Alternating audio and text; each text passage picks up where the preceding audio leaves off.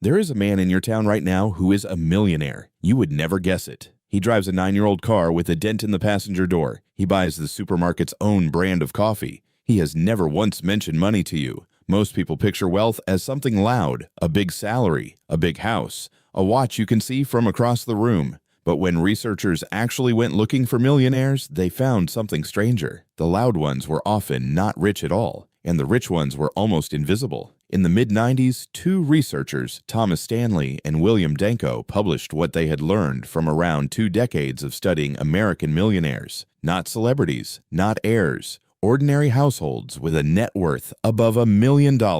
What they found broke the picture most people carry around in their heads. Roughly 80% of those millionaires were first-generation rich. Nobody handed them anything. They lived in normal neighborhoods, drove used cars, and spent well below what they earned. So if it is not inheritance and it is not a famous job, then what is it? It comes down to 3 things. Only 3. And you already have access to all of them. The first one is the gap, not your salary. The gap.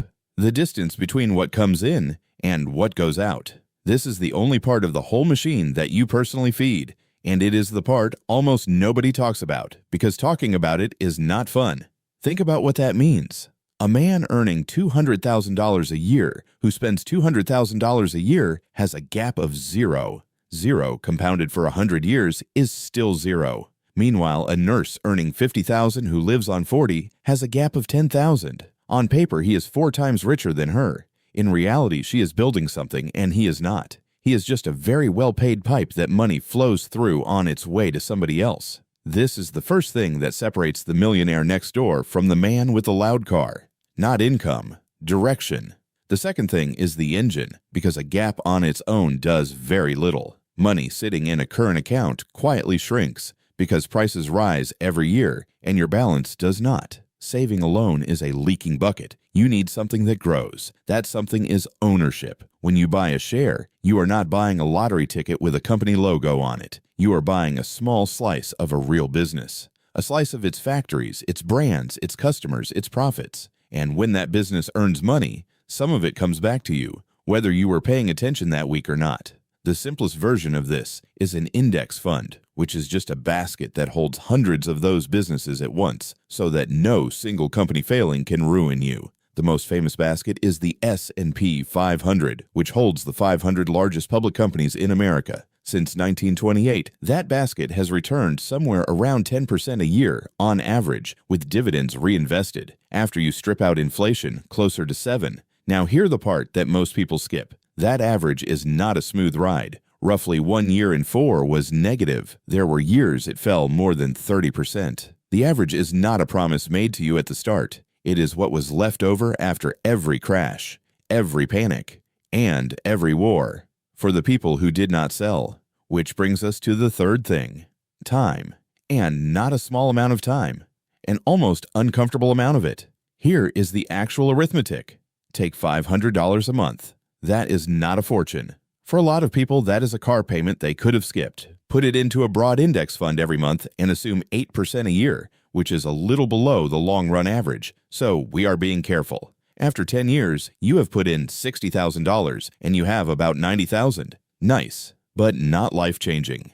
After 20 years, you have put in $120,000 and you have around $290,000. Now it is getting interesting. After 30 years, you have put in $180,000 and you have roughly $745,000. And after 35 years, you cross $1 million. Look at what just happened in those final 5 years. Your account went from about $745,000 to over $1.1 million. It grew by $400,000. And in that same 5-year stretch, you only added $30,000 of your own money. That is the whole secret, and it is deeply unglamorous. Across the full 35 years, you contributed $210,000 of your own money. Everything above that, more than $900,000, was made by the money itself. You did not earn it. You hosted it. So why does almost nobody finish? Because the good part arrives last, and most people quit before the story gets good. The first decade feels like nothing is happening. It looks like a savings account with extra anxiety attached. That decade is not the boring part before the real thing starts.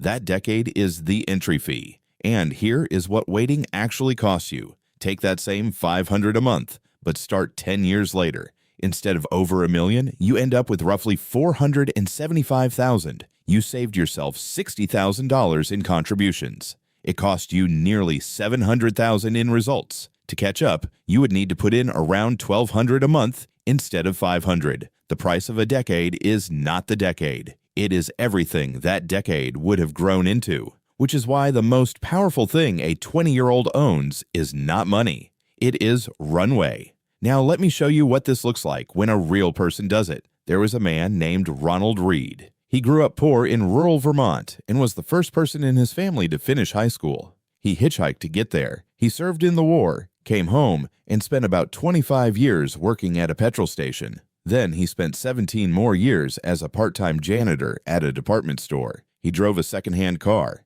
He cut his own firewood into his 90s. He once held his coat together with a safety pin. A friend recalled him parking far from town so he would not have to spend the coins on a meter. Somebody in his local coffee shop once quietly paid his bill because they assumed he could not afford it. He read the financial pages, bought shares in ordinary businesses, and then did the hardest thing in investing, which is nothing. He simply held them for decades. When he died in 2014 at 92, his family found a stack of share certificates in a safe deposit box.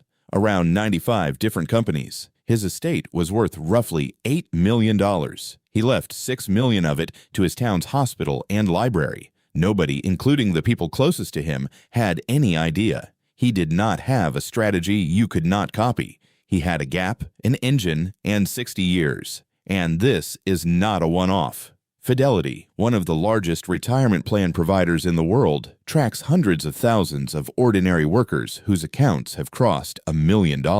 Their typical profile is not a founder or a trader. The average one is around 59 years old and has been quietly paying into the same plan for about 26 years. 26 years. That is the whole trick, sitting in plain sight, wearing a work uniform. So what do you actually do with this today? You find your gap and you make it real. Not a vague intention, an automatic transfer that leaves your account the day you get paid, before you have the chance to be a human being about it. You put it somewhere that owns businesses rather than somewhere that just holds cash. You choose something broad and boring with low fees, and then you set up your life so that the boring thing keeps happening even in the years you stop caring about it. Then you leave it alone, through the crashes, through the headlines, through the friend who found something faster. Because $1 million is not built by a genius decision. It is built by an ordinary decision that nobody reverses. There is a man in your town right now who is a millionaire, and you would never guess it. In 35 years, if you start this month, there could be someone walking around your town who nobody guesses either. It would be you.